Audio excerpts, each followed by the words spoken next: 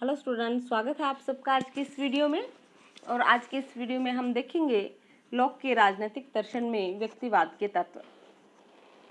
आप सब जानते हैं कि समझौतावादी विचारकों में जॉन लॉक का नाम बड़े सम्मान के साथ लिया जाता है और उनके दर्शन का सर्वाधिक शक्तिशाली तत्व उनकी व्यक्तिवादिता ही है। वाहन इस बारे में कहते हैं कि लॉक की व्यवस्था में प्रत्येक वस्तु व्यक्ति के चारों ओर चक्कर काटती है। प्रत्येक वस्तु को इस भांति सजाकर रखा गया है कि व्यक्ति की सर्वोच्च सत्ता सब प्रकार से सुरक्षित रहे। इस प्रकार हमारे सामने ये आता है कि लॉक व्यक्ति का परम उपासक है और व्यक्तिवाद ही उसके राजनीतिक विचारों की आधारशिला है। चाहे हम कहें तो लॉक के दर्शन का केंद्र बिंदु व्यक्ति ही है। अब लॉक के दर्शन में व्यक्तिवादिता के जो तत्व हैं वो हमारे सामने किस प्रकार आते हैं उसके ऊपर बात करते हैं। लॉक ने राज्य का अधिकार व्यक्तियों की सहमति से माना है। लॉक मानता है कि राज्य की उत्पत्ति व्यक्तियों के हित के लिए हुई है। राज्य व्यक्ति के लिए है, व्यक्ति राज्य के लिए नहीं। राज्यों को केवल वही अधिकार प्राप्त है जो व्यक्ति द्वारा उसे प्रदान किए जाते हैं। राज्य की उत्पत्ति के बारे में लॉक ने सामाजिक समझौता सिद्धांत को अपनाया है या बताया है, जिसका मूल आधार ये है कि राज्य की स्थापना व्यक्तियों के आपसी समझौते के आधार पर हुई है और इस समझौते में किसी भी व्यक्ति को राज्य की सदस्यता स्वीकार करने के लिए बाध्य नहीं कर सकते। यदि जो प्राकृतिक अवस्था के व्यक्ति हैं जो शामिल होना चाहें, जो राज्य का निर्माण करना चाहें, वो इस समझौते में शामिल हो सकते हैं और जो व्यक्ति समझौते में शामिल नहीं होना चाहते वो प्राकृतिक अवस्था में ही बने रहते हैं। इससे आगे बढ़कर लोक भावी पीढ़ियों को भी राज्य की सदस्यता स्वीकार करने या न करने की छूट देता है।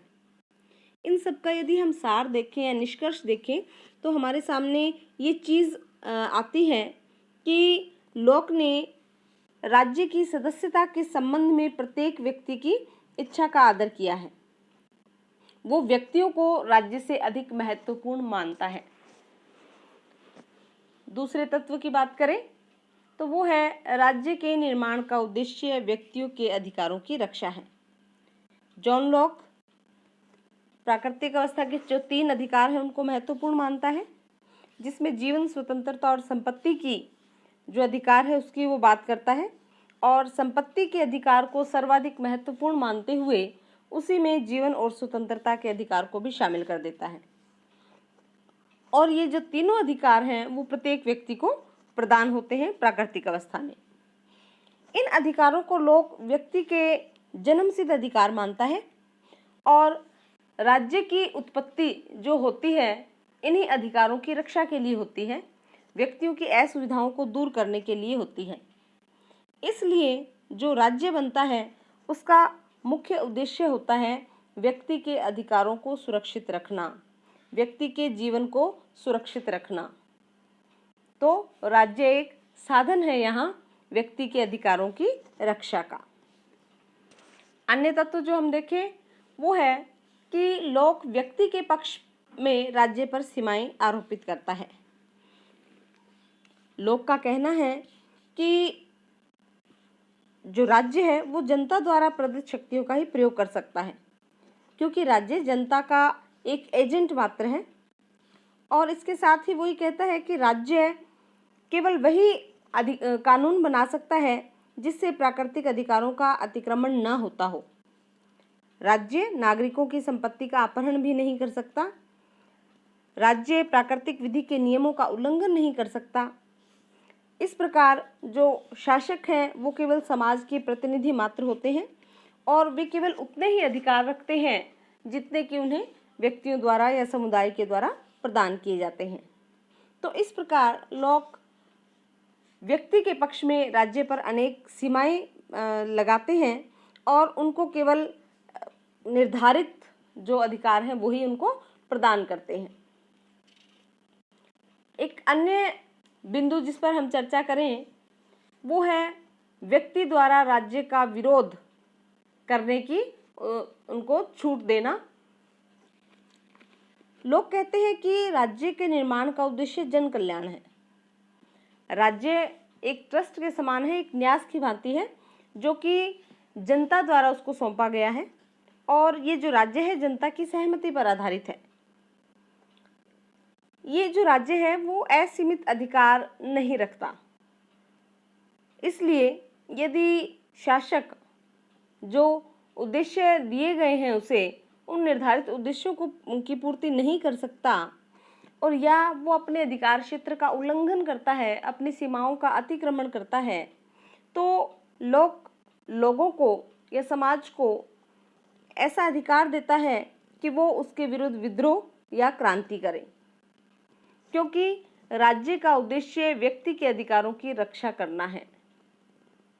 इसलिए वो राज्य को जनता के सहमति के अधीन रखता है, जनता की संप्रभुता के अधीन रखता है, व्यक्तियों की संप्रभुता के अधीन रखता है।